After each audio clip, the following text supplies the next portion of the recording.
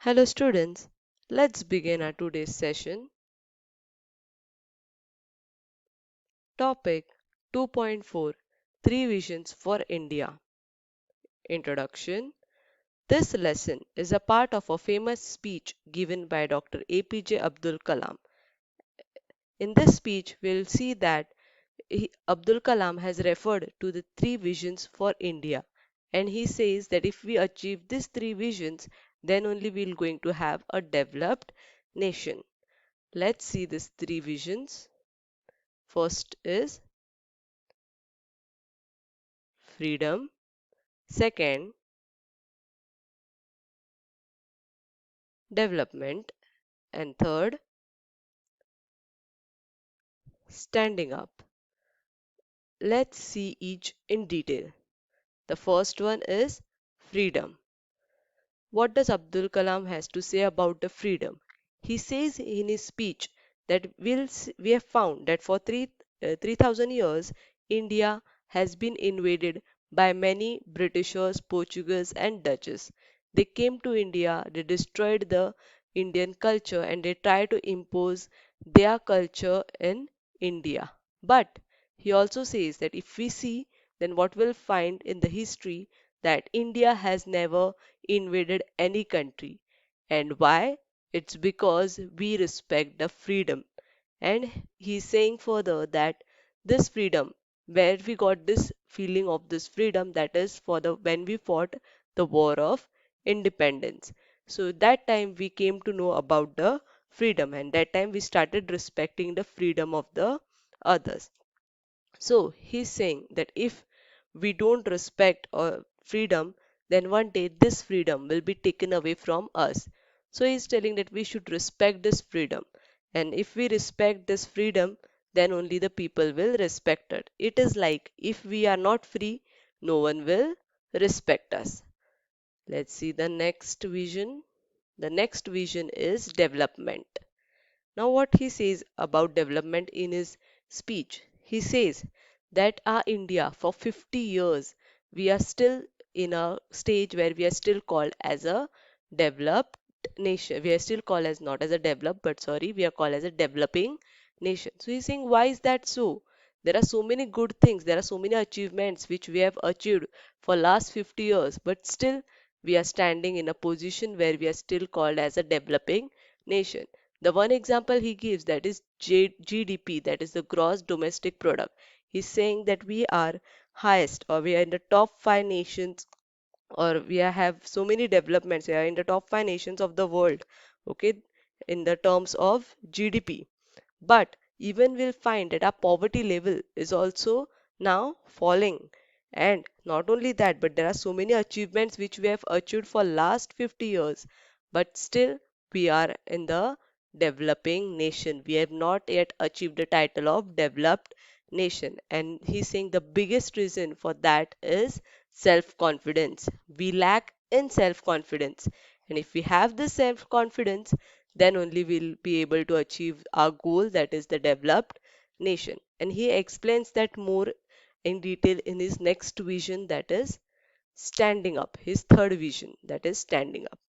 So in this, what he tries to tell is that we have to be strong. If we are strong, we are respected. He's saying that strength only respects strength. And if we stand up when there is any injustice done to us, if we stand up, then only we are going to be strong. And he's saying not strong just by military or by economic power, but strong from inside. It is strong from within. And if we are strong, then it will help to grow. And if it will help to grow us, then it will get the confidence. And if we get the confidence, that means we are developed. So he's saying all these things ultimately leads to only one thing, that is developed nation. And that is what his main topic or the main aspect of his speech is. That is, he want Indian people to be developed. He want India to be developed. Now, he further continues his speech by saying that he's saying that to achieve this developed nation, or to achieve this title of developed nation, There are few drawbacks which India is facing, and if we clear that, if we try to overcome that, then one day we will be called as a developed nation. So let's see the drawbacks. So the first drawback is media obsession. Now, what does media obsession means? So he says that says or he finds that in India the media is obsessed with negativity. We find that our newspapers are always filled with negativity. There is always negative, there is always bad. Okay, whenever you open a newspaper, the first page of the newspaper shows a bad happening and a bad disaster or something bad which has happened. Okay, he's saying that there are different achievements also which takes place every day. It is not like every day bad things only takes place. There is always a good thing also, but our media is always obsessed with the bad thing. He says, he continues further his speech by giving one example, that is of Dr. Sudarshan. He says that this person, Dr. Sudarshan, he has converted a tribal village, a tribal village was always dependent on others, into a self-dependent village. Okay, where now they are, after his assistant, after his help, now they are not dependent on others, but they do everything on their own. So he's saying this should be there on the news, but this was never shown or highlighted on the news, just the way the bad news are highlighted. The next example he gives about the different achievements which we have achieved. That is, the first achievement is we are first in the milk production, we are first in the remote sensing satellite, we are second in the world production of wheat, and we are second in the world producer of rice. He's saying these things are not so much highlighted. They are just come in a small heading in a small corner of a newspaper, and they are gone.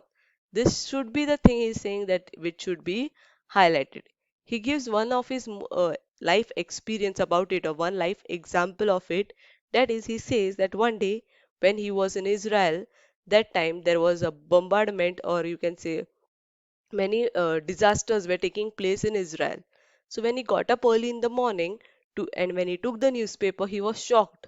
Why? Because on the first page he was expecting the news of this bombardment or what happened in that bombardment. All this news he was expecting on the first page, but no, there was not any news on of this on the first page of the newspaper. Instead, there was a news of a Jewish gentleman who as how he has converted a barren or a desert land into an orchid, that was being shown on a first page. So this was a motivational story. So he says that in Israel the people, okay, they start their day with a motivational story, as well as on the contrary, and you will see in India we start our day with a negative VT. So he's saying, why can't we take this from India? Sorry, why can't we bring this in India instead of bringing other things? We should take this idea and we should start our day. So he's saying the media, this media obsession of bad things should be removed.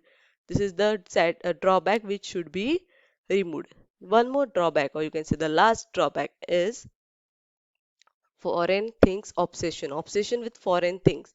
He says that India is always obsessed or attracted to foreign things like foreign TVs, foreign clothes, and foreign technology.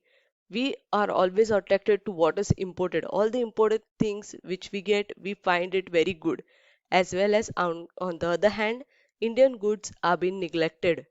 Okay, we don't like Indian goods. Instead of, if we are told to buy, if there's a choice given whether you want an Indian good or you want an imported thing, we find most 99% of the students or the people will move towards the imported things. Why? Because we are obsessed by it. And he's saying this is where the problem starts. If we go on buying the foreign things, that means we are giving more importance to them and less importance to the Indian goods.